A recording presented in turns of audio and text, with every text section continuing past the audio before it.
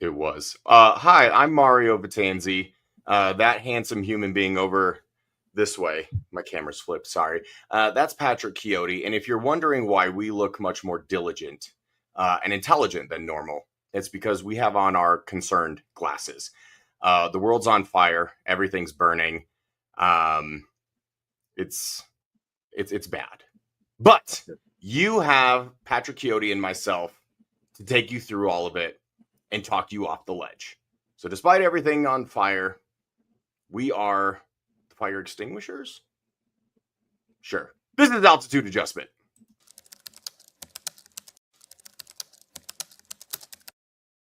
Hey, Bill, I'm in the mood for a switch up. I hit the function, hit the rose till I hiccup. I hit the stage and leave with money that's a stick up. But it's been the Crosby, Nix, Wilson, Nix matchups today. Where was that Bo Nix? Where was Psycho Bo at? Because Pat, I don't feel like waiting 6, 7, 8 weeks into the season to see Psycho Bo. Okay, he got a little bit fired up. You know, I saw him John at Lucas Kroll for not sitting in a zone. But man, damn, does this guy make his life more difficult? So because everything is on fire, Pat, I thought that we would have a nice exercise that a lot of people in the corporate world are probably familiar with. We are going to do a compliment sandwich. We're going to say, one nice thing about what the Broncos did. Maybe a couple criticisms right there in the middle, that compliment sandwich. And then we are going to end on another nice compliment. So Patrick, the floor is yours. Uh-oh. Oh, boy. Here's what I'm going to say. We're going to do the reverse compliment sandwich. We're going to do the turd compliment sandwich. Okay? The shit sandwich. Most of you are familiar with the turd sandwich. Piece of bread, turd in the middle. This is going to be 2 turds and a piece of moldy bologna in the middle. Okay? Oh, my. This was an absolute mess. Watching it back, yesterday was kind of tough with watching the game, but was able to watch back at least the first half of the game, and then I watched the recap last night. The whole goddamn operation is stinky at this point. Stinky like a turd. Okay. It looked and felt a lot like week 1 of last year, where you don't really know what to expect, and you're kind of holding your breath every time Bo drops back to pass. I am not seeing confident Bo Nix that we allegedly heard was at Broncos training camp. That's all we heard, Pat. I don't know where that guy went. I did not see this explosive run game out the gate like we heard about at training camp. What I did see was I saw a defense that looks absolutely on fire. Like, if there was one unit on this team that actually carried over their steam from last season, it's the defense. They look -2 net yards for the Titans in the second half. I don't care who your quarterback is. I don't care the situation. That's absurd. 131 total yards in the game, or 133 total yards in the game, 131 penalty yards for the Titans. That's a bad situation. Okay. But this offense has to get figured out, and it has to get figured out fast. Yeah. Robbie and several others pointed out that Bo Nix checked out of run calls early in the first half. It did not lead to success. So the onus has to be on Bo Nix and Sean Payton. Like, you can blame Sean Payton for whatever play calling you want. The reality is, you don't know what play was called. You are sitting at home. You know just as much about the play call that I do, that the guys up in the booth do. Okay, so let's chill on that. Number two, the quarterback is the one who's out there changing the play call to run whatever he wants. He killed a lot of plays, Pat. He's the one who's in control. Now, when you kill plays, and this is what I tell my quarterbacks, you do not kill the play unless you see the exact thing that we talked about that would make you kill it. And you know where you're going. He killed the plays, and then he sat in the pocket and rushed himself through his progressions. This is the same thing that we harped on last year. Shout out to Frankie Abbott for pointing this out. First quarter, he's stepping up in the pocket. He has a clean pocket to step up into. He's got a guy right in front of him. Step up and throw the ball. Instead, he sprints up to the line and he's throwing off balance, and it's an errant throw. This is not what we were expecting from him. What we were expecting from Bo Nix coming into the season was for his footwork to be more poised, for him to be able to climb up in the pocket a little bit more, to stop the erratic throws that come from him trying to speed up his footwork and his processing. And that's what he improved on so much during the course of last season, and he did not pick up where he left off. Right. There was a play he tried to hit Bidet in the corner of the end zone. It was corner play. Yeah. They ran a spin. It was like spin sweep action. You had Court running essentially a post, and then you had Bidet coming out of the backfield running a wheel. Titans sat in cover 2, which it would be perfect for the rail route. But the corner kind of followed Bidet, and then the safety broke off of Cortland Sutton. And he still, Sutton came open, and Bidet was still going to the corner, and Bo runs up, pushes the line of scrimmage, and then throws it on the run. It goes out of the back of the end zone. But in rewatching that play, I'm like, dude, settle down, slide up. You're looking right at the rail, which means the safety's coming over the top, which he did. He broke off a Sutton. But if you do that and then you avert your eyes back to the middle, Sutton is standing in the end zone with his hands like this. Nobody around him. No one within 10 yards of it. You can make that throw. So that's what, if I'm Sean Payton today in the film room, I'm talking to Bo and I'm like, look, you're getting way too antsy. You are getting way too ahead of yourself. You got to settle. I had to have the same conversation with my quarterback on Friday night. You're chill the fuck out and set your feet and throw the ball. It's pitch and catch. He took a lot of underneath stuff, which is fine. Okay. Evan Ingram had a couple of those. I like that they got the screen game going. Okay. Well, and Pat, even on one of those screens, the play to Bidet that I thought you were talking about, they set up this screen perfectly. Should Bidet make that catch? Probably. But Bo is 7 yards from the guy and hucked it at him.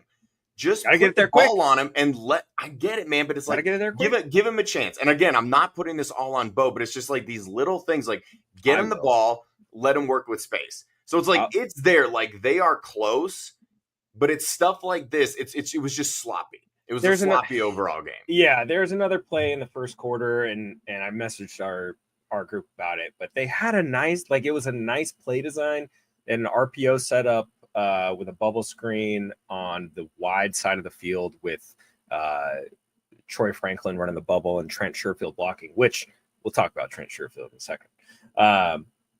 But it was there, and Bo just never, I don't know. I didn't super love the play design, the run action part of it. But the screen was there. It's set up, and we're just not getting to it. And you can kind of see Franklin and Sherfield after the play, looking and talking to each other. There's one guy near us. It was a 2-on-1 situation. Why is he not throwing it? Instead, he throws the ball in the dirt to Cortland Sutton's feet and it goes down and it's incompletion. Now it's 3rd and 2, right? So it's those situations where I know you're trying to take care of the ball, like play breaks down, you're trying to take care of the ball. Just throw it in the dirt, it's fine. But like it's these little things that make such a big difference. His footwork was horrendous. Lots of throwing on the run, which I'm not a huge fan of. Like, I know he can do it, but let's not make him do it every fucking down. Don't make a habit of it. Like no, it needs to be a point of emphasis. He has to set his feet and throw.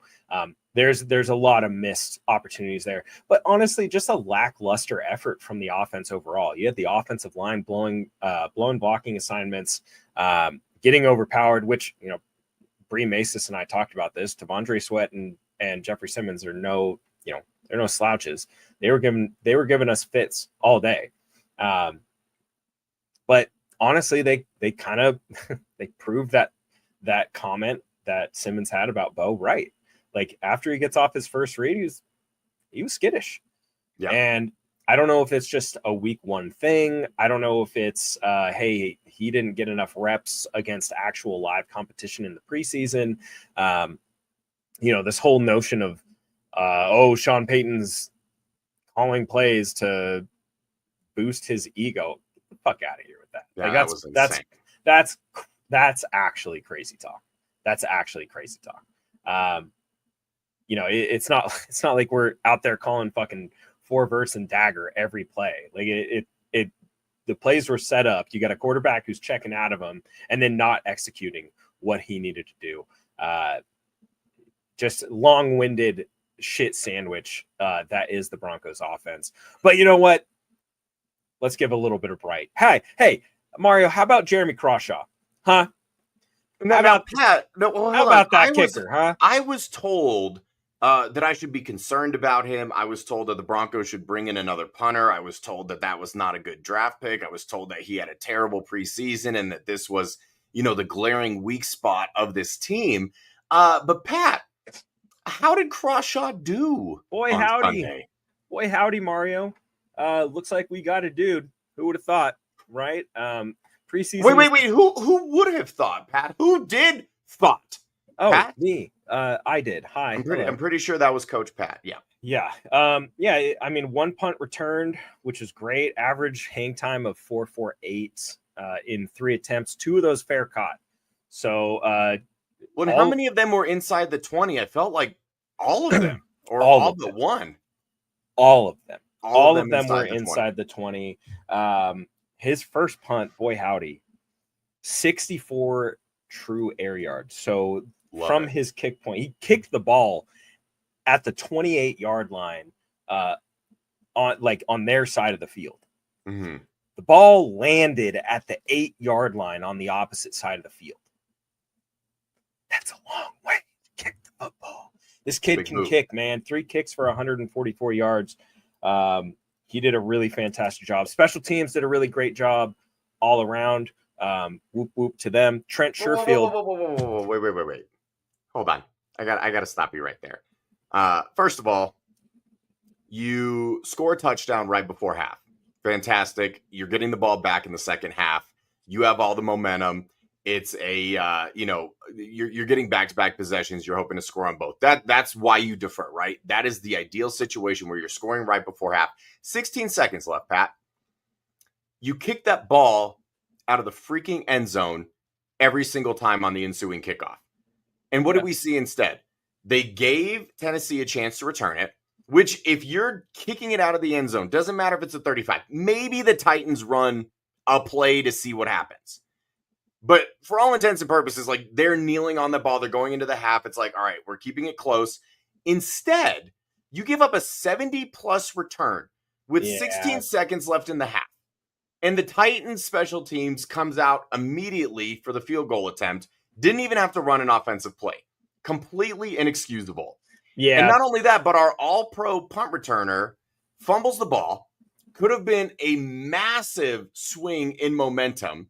And thankfully, I think they started at the 22-yard line or something on that possession. Mm-hmm. The Broncos defense, no penalties, backed them up to the 50. Back-to-back sacks on 2nd and 3rd down, took them out of field goal range, completely dodged a bullet. Very reminiscent of the 2015 defense that was like consistently put in not great spots by the offense and then just like willed the team to victories. So thankfully that didn't end up being a big part, but man, it's like you're talking about a 6-point swing right there in a very close ball game. And if your defense isn't otherworldly, Tennessee, they got the ball. They could have gone out there and knelt 3 times and kicked a field goal. Yeah. And thankfully, the defense was just on another level. So when you say that the special teams was great, they're consistently giving up more kick return yards than they are getting. The fumble didn't help, and that 70-yard return right before the half, completely inexcusable. I don't know if this is Rizzy or if it's Lutz or if it's a combo, but I will die on this hill that you absolutely kick that ball into the 3rd row of the stands. Don't even give them an opportunity. Well, that's all they need in a situation like that. This is, look, let's also give credit where credit is due. Tennessee on that kickoff ran a fantastic scheme. They blocked it. Sure. To perfection. Why give them the chance, though? Yes, I agree. Right. We kind of saw this last year at the Chargers game, right? When they were able to get the field goal, the free kick field goal. These kinds of special teams blunders can definitely hurt you. But all things considered, I felt like the special teams did a decent job. The return, that one sucks. But Tennessee came back with an answer that nothing you can do. Sometimes you're going to get punched in the mouth there. Yeah, I would agree with you. Kick it out of the end zone. Don't let them have a chance. But maybe you're just trying to pin them deep. I don't know. It felt like they took a lot of chances yesterday. It felt like they took a lot of chances that maybe they necessarily didn't need to take. Sean Payton on the 4th and 6 at the end of the game. Like that. Why are we calling the play there? To pad the stats. To pad those stats, Pat. Send the fucking punt team out there. Let Bo Pooch punt it. Pin them deep. Not even that. Don't even let them do that. I'm just saying, if you want to have the offense out there, let Bo go in shotgun. You go 5 wide. Just Pooch punt. And the worst case scenario is it's a touchback. And then they have to go, 75, 80 yards in a minute or less than a minute with no timeouts? Do you understand how strong Bo Nix's legs are? Okay. He's punting that ball, and it's probably going into the 3rd row where you were. Then let him. Okay. Big deal. No, like it just seemed like they were taking a bunch of risks that maybe they, felt like they could get away with. This was the game to do it, right? This is like essentially their 4th preseason game is how they were kind of treating this. And I think definitely felt that way. A lot of things need to get cleaned up. It's just really frustrating day for the offense. Really frustrating watching it. It was even worse, but man, this defense is fucking crazy. So that's my long-winded turd sandwich. Yeah. Okay. I'll go a little bit more standard. Okay. The first compliment that I want to give out, I don't think enough people are talking about this performance. Justin Strnad, who we've mentioned plenty of times on this show, and we've even talked about he was serviceable last year. He did a good job filling in when Singleton went down earlier in the year. But you're obviously really excited to have a Dre Greenlaw. Strnad basically finds out that he's going to start a few days before the game. And honestly, just did not miss a beat. And again, this is a Tennessee Titans offense that this is who you want to go against in this situation. Yeah. But all things considered, Strnad was great. He had a sack. He was in on plenty of tackles. It seemed like, and of course, we haven't really seen Greenlaw in a game situation with this defense, but it felt like there wasn't a huge drop-off, which is what you're looking for in this situation. Does the defense look even better if Greenlaw is on the field and he's healthy?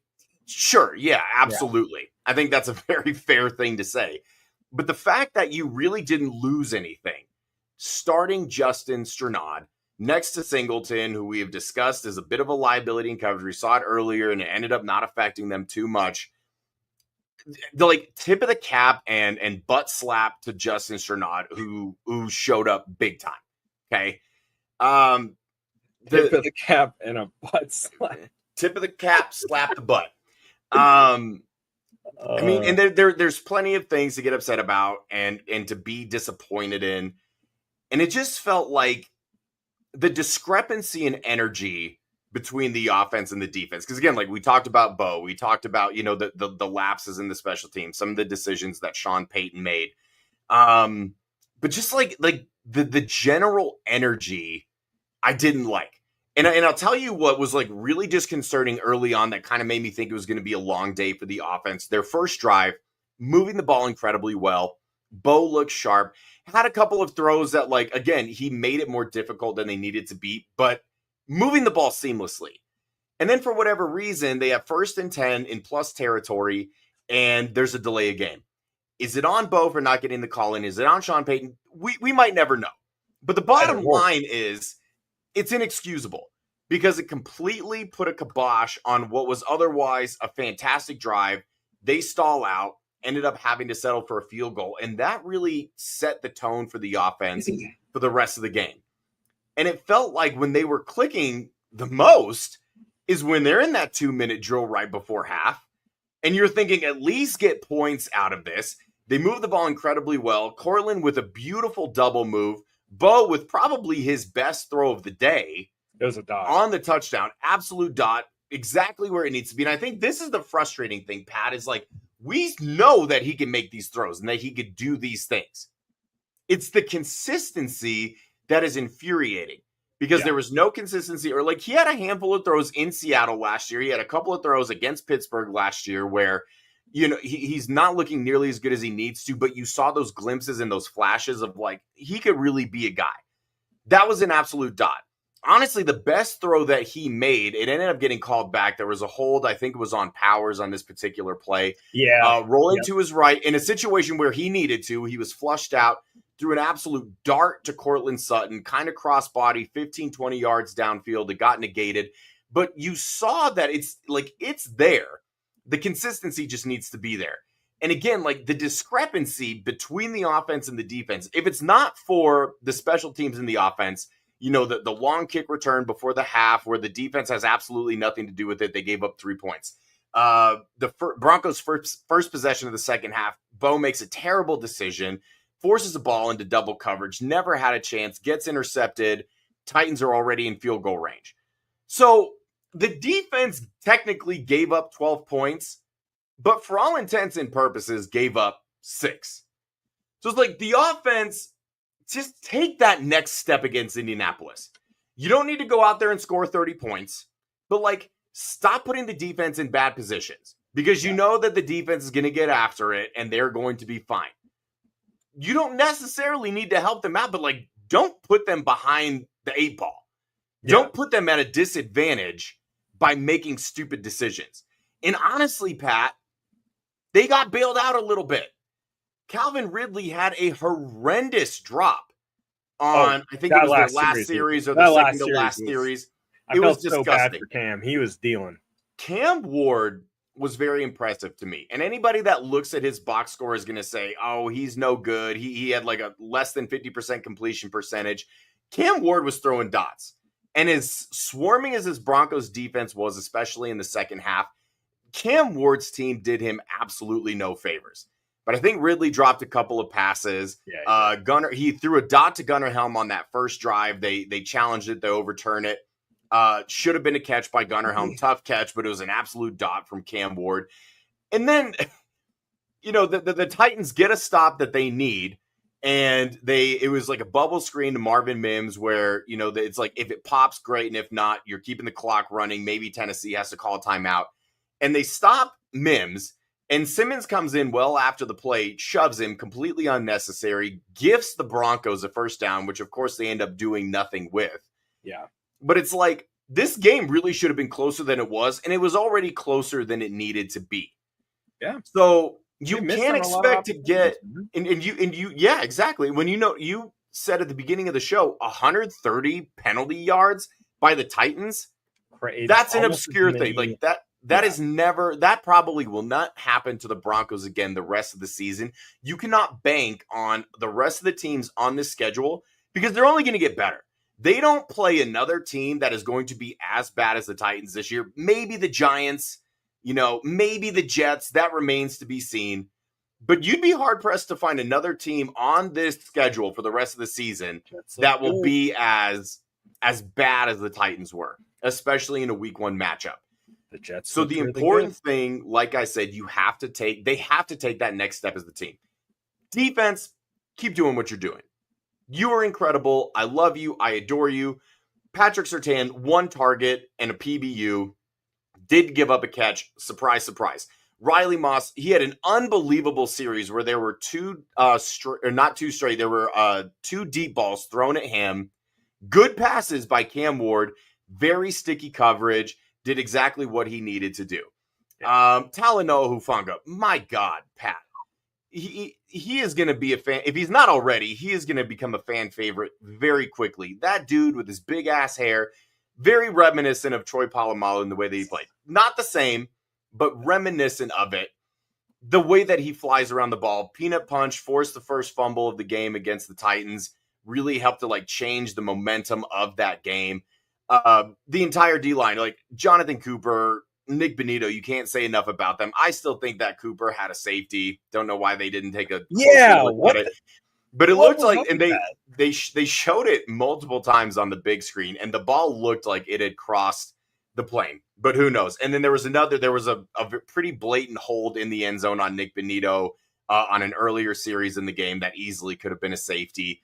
I already mentioned Stranad. He looked fantastic. Singleton held up well. Singleton played better than I anticipated. Dondre Tillman, Jonah Ellis. I mean, the fact that this pass rush comes at you in waves.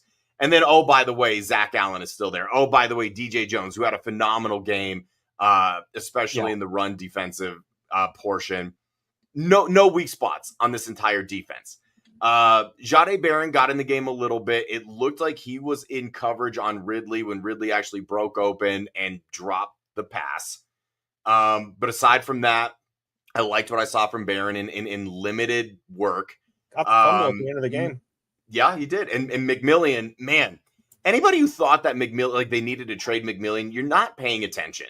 He locked Tyler Lockett down. I think Lockett had 1 or 2 catches from the slot. And I know he's not what he used to be, but Lockett kind of had his way in Seattle last year with McMillian and then a little bit Riley Moss guarding him last season, and they shut him down. So A++ across the board with the defense. Could not have gotten any better. Their longest play of the day, and their leading receiver was Tony Pollard because of a 29-yard kind of scramble drill where you think that the defensive front is going to get after it. Cam Ward made a hell of a play, found him in the flat. Pollard takes it 30 yards. And after that, they completely shut it down. So, honestly, no notes with the defense. Offense, you got to match their freak. I don't know what it's going to take. I don't know if we need to see Psycho Bo. It gives the defining moment of last season, Pat, was when Bo was on the sideline yelling at Sean Payton. Can we agree that was almost that was the turning of the tides last season? Maybe that's what we need to see. Something needs to kick in with Bo, that primal rage where it's I'm going to do what I can and what I need to do. Because Sunday wasn't it. Yeah. And we need to see a much better version of Bo Nix.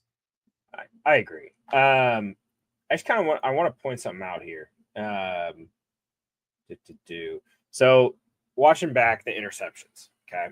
There's a common theme here between the interceptions, and we can do a little whiteboard session, little film study session, little film study sesh with Coach Pat. So this is the interception in the first quarter. Everything looks fine. We're going into empty. Okay. Now we have this rollout. Okay. This design roll for those of you at home. Okay. We had a tight end trying to push this end in. Does a tough job with it. Okay. Now, what I want people to notice is right here. Now, I saw, I think it was Kodiak on Twitter pointed out Marvin Mims he's kind of jogging his route here. And yeah, that's correct. But this is more so something that the Titans did specifically in coverage on these types of plays. Okay. Now, Marvin Mims is down here, bottom of your screen. Okay. He's going to run the vertical route here. Okay. So his job is to basically clear out this whole side of the field right here. Now they got Cortland Sutton coming across. This guy's just running a dagger route to clear out all this stuff. So take this guy, clear him out, push this safety back vertical to let Cortland Sutton come across the field here. Marvin Mims' job is to press this guy real hard and keep him running with him. But watch what the cornerback does. Okay. Flips his head, sees that there's the receiver coming across in the middle. He's going to stop. Great step here. Comes back. His eyes are on Bo. Bo's already thrown the ball here. So now the DB has a chance to make a play. Okay. Should Court have caught this? I don't know. I don't think so. But that's a tough pass to catch.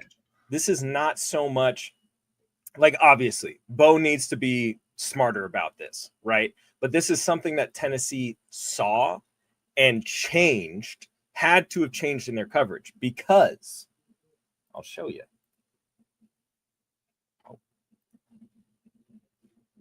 What happens here? Okay. Second interception in the game.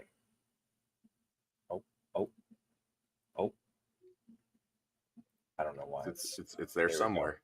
Yeah, yep. Here we go. Okay. Second interception of the game. Let's see what we got here. Okay. Hey, they're motioning the tight end in again. I wonder what they're going to call here. Okay. Oh, look at that. We've got another designed rollout. Okay, this time, instead of going towards the direction of the rollout, now we're going away from it. Okay. Now we get kind of a similar concept here. This guy's running vertical. This guy's going to get into the space that's cleared. Okay.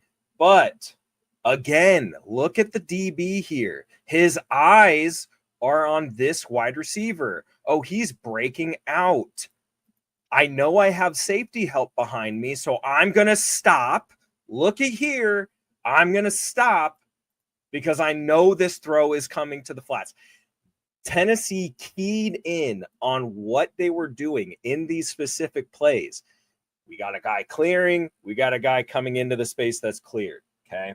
This is what we would call a long bench concept. Okay. You got a vertical and then you've got an out going into that clear space. We teach our quarterbacks, once the cornerback is clear, throw the ball to the outside.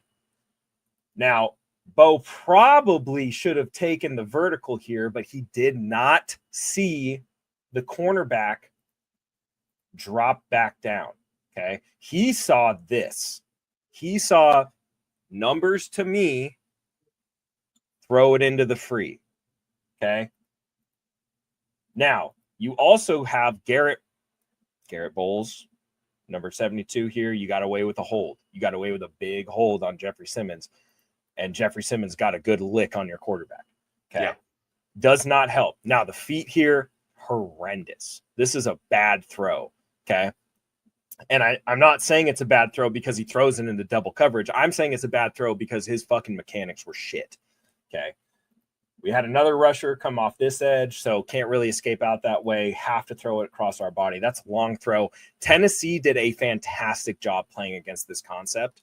And yes, should Bo have eaten these or not thrown these? Absolutely. Probably will be a point of emphasis. But this is something that Tennessee's defense, who was no slouch last year, we were talking about it before the show. This team was second. The defense was second in the league in yards allowed. Number 2 in the league in yards allowed. Ranked horrendously, 31st or something in points allowed. Okay. But that's because they had fucking. That's the Will Levis effect. That's the Will Levis effect. Okay. But those two plays, you tried to run the same concept just in different ways. And I, as a play caller, totally understand that. We have to have better options in case things like this happen. This is stuff that they saw last year that Tennessee said, okay, hey, if we see this, that means this. Corners, sit down. Let him go vertical. He's not the guy. So you can see in those two clips that we showed, the corners aren't even looking at the vertical guy. They're looking at the inside guy who is coming out into the zone that they just vacated. So this is stuff that Sean Payton needs to improve on. This is stuff that Bo Nix needs to improve on. It's just it's a messy situation, but kudos again to the Tennessee defense. They came in with a really strong game plan on how to stop Bo Nix and force him to throw into these situations, and they did a good job of it. For me personally, I would teach my quarterbacks now after seeing this. Okay, hey, we can't eye fuck that route. Okay, we have to try and get the if we see the corners looking back or their heads are turned in, even if the numbers are you can see the numbers on their back. If their eyes are turned in, hit the vertical route. You catch them cheating, make them pay for it. Yeah. Yes, because in those two clips, if we watch, we could have hit Marvin Mims, but that's the other thing. Marvin Mims has to sell that route. Like you are clearing out. It's not a fucking runoff on a run play where I can just jog 30 yards downfield. And so it's like he knows that he's not getting the ball, and because of his body language, the DB knows he's not getting the ball. Yes. So this is just a little coaching thing that has to improve. Otherwise, we're going to see a lot of these, and it's on those designed rollout plays again. I know Sean wants to do that, but like we got to figure out a better way to execute these because this is not working, and it's not going to work. Bo is going to throw that ball, and he's going to try and fit it in there as many times as possible, and the corners are going to keep sitting on it. And we have to be better. We have to be better all around. Concepts got to be better. I say more stuff underneath, but Sean's got to fix the footwork thing. That's really what it comes down to. Sean's got to fix the footwork thing. He's got to fix the footwork thing. Speaking of needing to be better, I feel like that's a good segue into our new favorite segment here, Pat.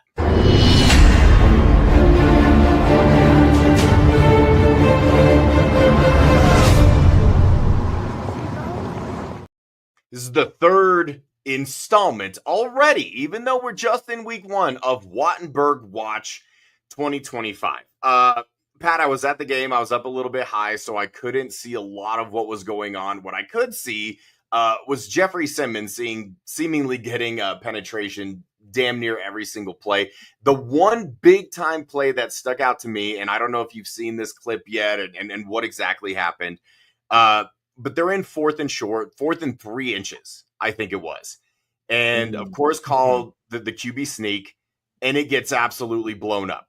They got bumped back 7 inches. And they might say that it was 5, but when you look at it, it's like 7, and there's a very definitive difference. But I digress. You lose yardage on a play that really for the last couple of years, like even pre-Bo, like in the Russell Wilson era, they were very good at this quick quarterback sneak. And to me, that is a Wattenberg issue where he's getting blown up at the point of attack by Jeffrey Simmons. Now, unless you saw it differently, then you need to tell me. But that was the play that really stuck out to me of like, you have to be able to get 3 inches. Let's look at this play, Mario. Let's take a look at this play here.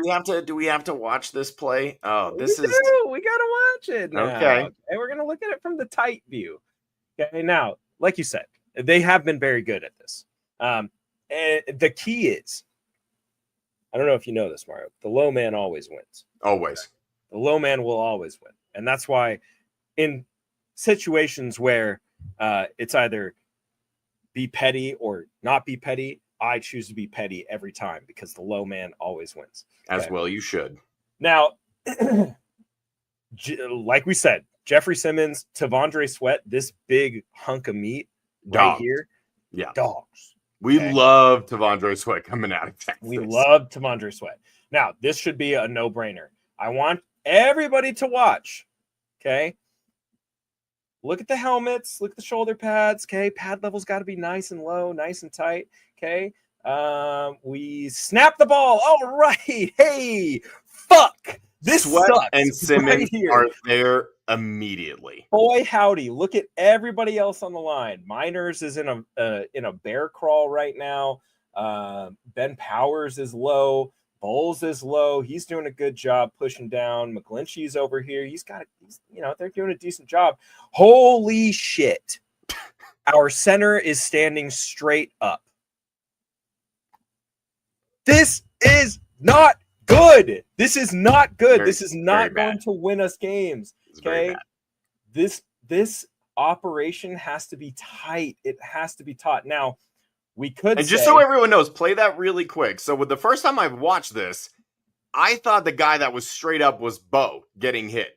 This is Wattenberg getting stood up now from his center position by Jeffrey Simmons. Zero leverage from Wattenberg here. Something that needs to be fixed in this.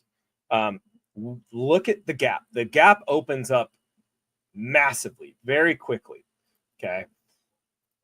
Our splits could maybe be a little bit tighter. Quinn probably has to get in here a little bit faster. But Wattenberg just vacates the gap. And I know we're trying to get that yard, and maybe that's the gap that they called it to, but like, you're letting someone in your gap, homie. Like, we have to push this better.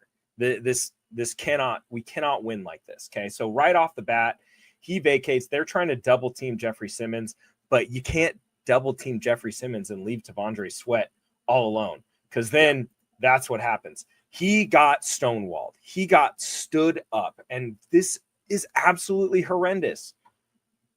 Protect your quarterback, number one. And look at that. He's on top of the pile. Our center, the guy who snapped the ball, who's in the middle of the offensive line, he's on top of the pile.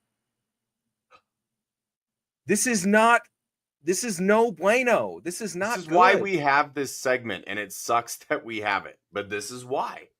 Now, look, I can sit here and talk about Wattenberg all day long.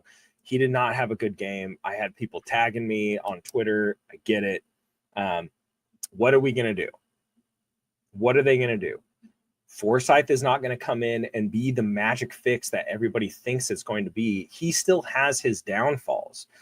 If they think that this is going to win a playoff game, what? No. All along this game, there are instances of him missing blocking assignments, getting pushed back, negative plays all over the place. I don't know what dirt Luke Wattenberg has on Sean Payton and George Payton and the rest of the Broncos. I don't know if he has some vendetta, the fact that his quarterback played at the University of Oregon and he was a Washington Husky. I don't know what it is. Something has to be fixed. And for all the people who said last year, oh, he'll be fine, he'll take a Lloyd jump. Really? Are you still banking on that? He's in a contract year. You're going to sign him to an extension? What are we talking about? This is not good. This isn't good play. This is like sub-level starter play. It's not good. And Forsythe isn't going to be that much better. He'll be more like, I guarantee you, though, Forsythe is probably giving a ton of effort on these run plays, especially on 4th and 1. Son of a bitch can get low, but like, it's not going to fix the problems in the passing game. It's not going to fix the overall issues with the offense, which is there's just too much pressure from the inside. And these guys look lost. Like Ben Powers a couple times yesterday on Pass Pro looked a little lost. He was late getting over to help, just not looking for work as much. I like Ben Powers. I want him to be a dude. We're paying him a lot of freaking money. Okay. Luke Wattenberg also just looked sloppy. It looked completely lost at times. Same things that I've been saying over and over and over again. And for some reason, people just people just want to say, oh, you're crazy. He's playing great. He's playing fantastic. Well, according to PFF, his pass grade last year from weeks 12 to 18 was fucking 76.1. I don't care. I don't care. Watch the tape for yourself and you tell me what you see. Because I see a fucking problem in both run blocking and pass protection. I see a fucking issue. Yeah. And if your solution is to tag me on Twitter and say, oh, it's Forsyth time soon. It's Forsyth time. No, you're going to hear the same fucking complaints from me. Okay. Unless Forsyth comes out and he's just a dog, you're going to hear the same complaints. We're getting pressure up the middle. Not like, why aren't we picking up blitzes? What is the deal on XYZ? You're going to hear the same things from me until it is fucking perfect, because that time might never come. I know I'm just some guy on the internet to a lot of these people, but like, I coach football. I have expectations for what I want to see. I have watched this team since I was 5 years old. I grew up watching fucking Tom Nalen play center at a really high level for a really long time. Okay. I want to see us get back to that point. We are not fucking close. We are not there yet. I want to clear something up here. I know that we're probably going to get some crap from people who is like, why are you concerned? The team is 1-0. They still won. Sean Payton, historically bad in September. Maybe this is the kind of game that they lose last year. It's like they got off to the slow start. A win is a win. And you're right. A win is a win. And 1-0 is better than 0-1. But let me tell you the difference. Going into last season, we had little to no expectations for this team. The only thing that Pat and I told you all that you need to be looking for is that Bo Nix proves he's the guy, and that's what he did. And somewhere along the way, they won 10 games, which we told you they would, and ended up making the playoffs. We need to be critical now because these are the expectations. No longer is this the little engine that could type of team that, can squeeze out a gritty win and back into the playoffs, and they need to beat the Chiefs C team in week 18 in order to make the playoffs. That is no longer the expectation. That is the floor. That is where the discussion needs to start. And all we heard about this entire offseason was what a good job they did making this team even better. All we heard from every national media member except for Nick Wright, who obviously hates the Broncos because he's a Chiefs fan. All of these national, he was very wrong. All of them have said Broncos are their dark horse pick. That's the team to look out for. There were people picking them to be a Super Bowl team. And I don't know how you see this team and then you watch the Sunday night game that we saw against the Ravens and the Bills and think that they are remotely close to that level. That's not to say that they can't get there. What I'm saying is that is now the expectation. The expectation isn't just, they still won a game. They won it by 8 points. It's fine. They started 1-0. It's different this year. It's different this year. You're not looking to back into wins. You need to assert yourself as a dominant team, as a team to be reckoned with, as a team that other teams circle on their calendar, on their schedule, be like, we better come correct for this game against the Denver Broncos. They are not there yet, and that's where they need to be. So yeah, be excited about a week 1 win at home. You absolutely should. Be excited about the defense because I could not be more bricked up than I am about this defense. They are unbelievable.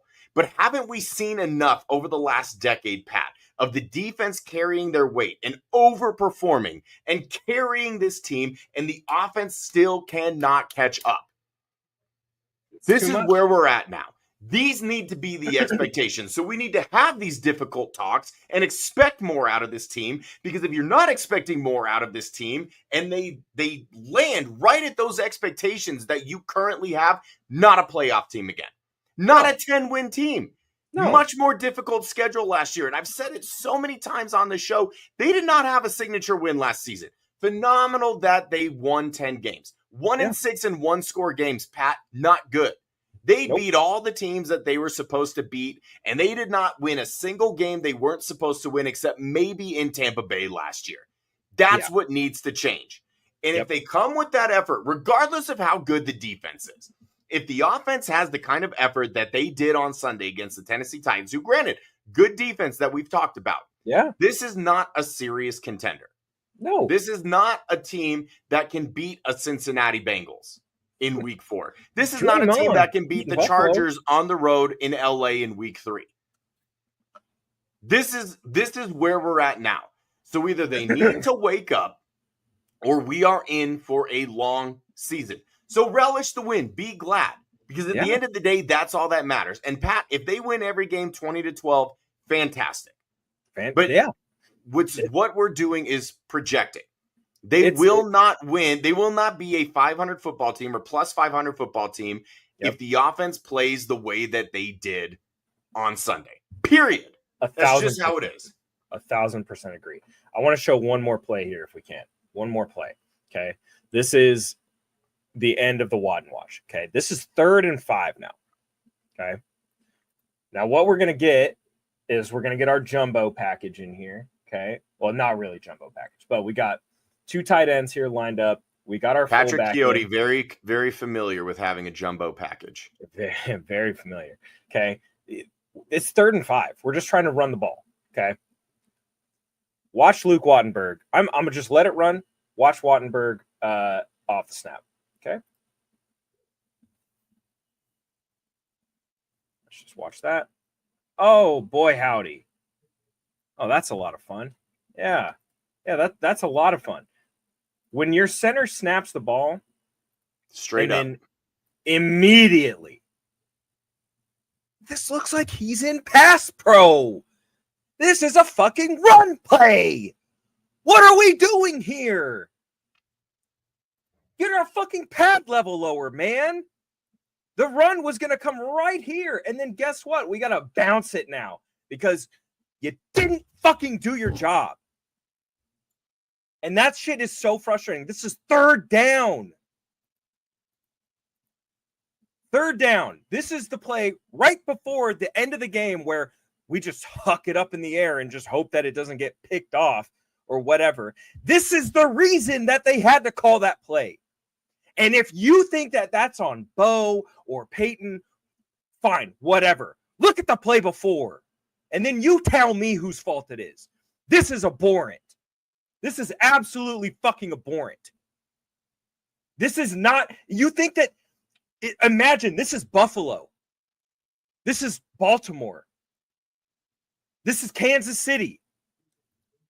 Is this going to win you fucking games right here? Is that going to do it?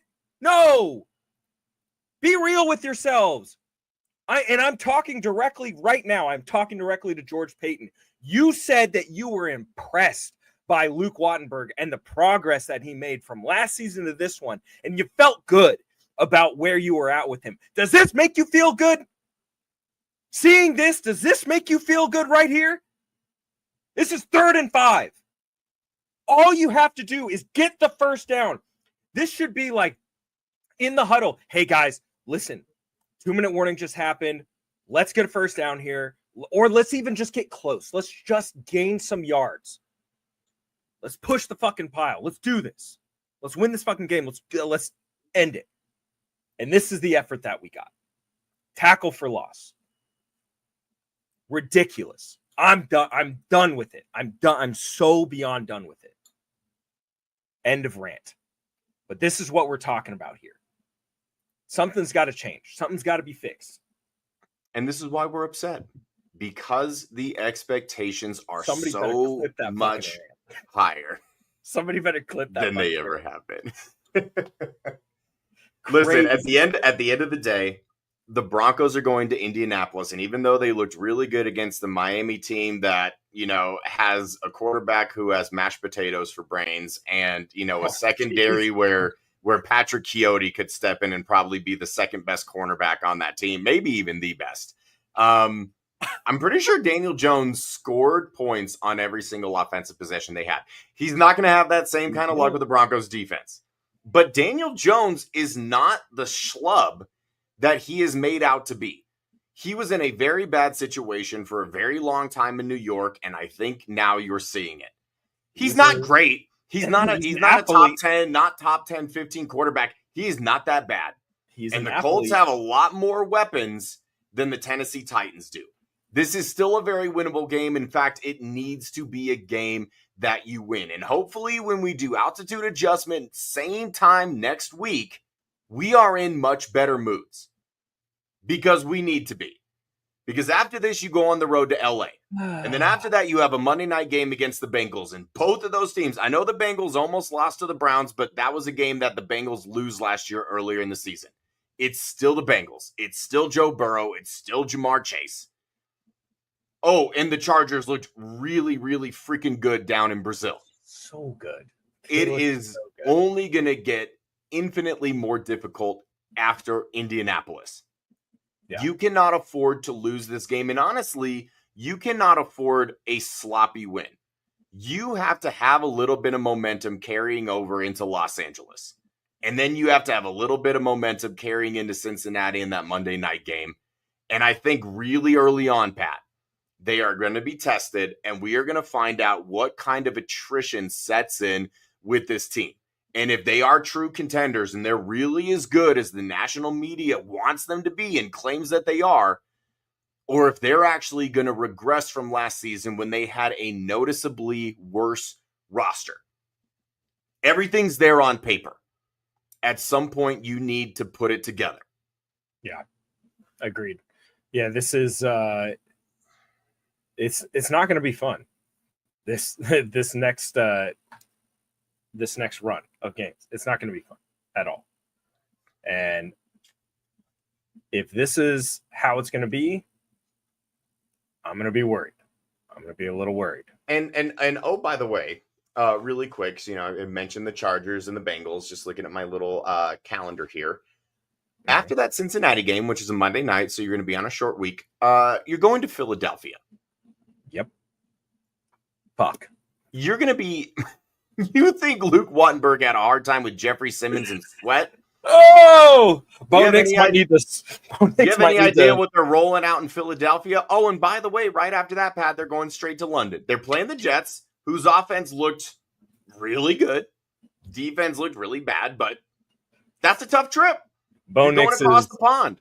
Bo Nix is currently on the phone with Dak Prescott saying, How'd you get Jalen Carter to spit on you? Maybe take a page out of his playbook. Don't give that man on the phone with them right now and saying, I need some help. So this is what I need you to get him. The 3 games after this Indianapolis game, incredibly difficult stretch.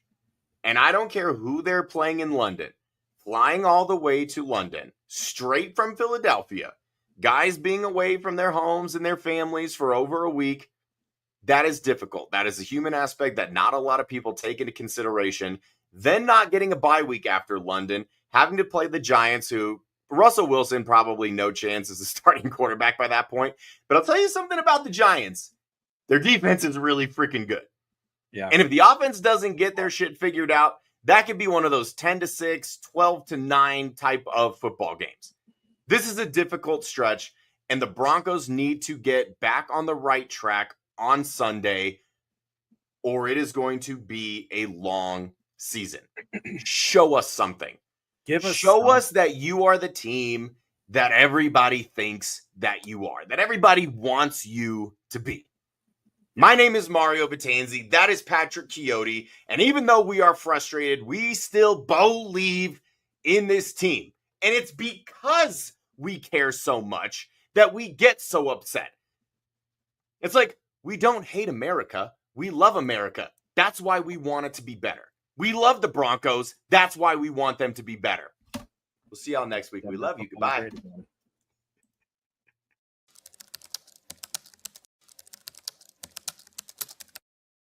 Hey, feel I'm in the mood for a switch up. I hit the function, hit the rose till I hiccup. I hit the stage and leave with money that's a stick up.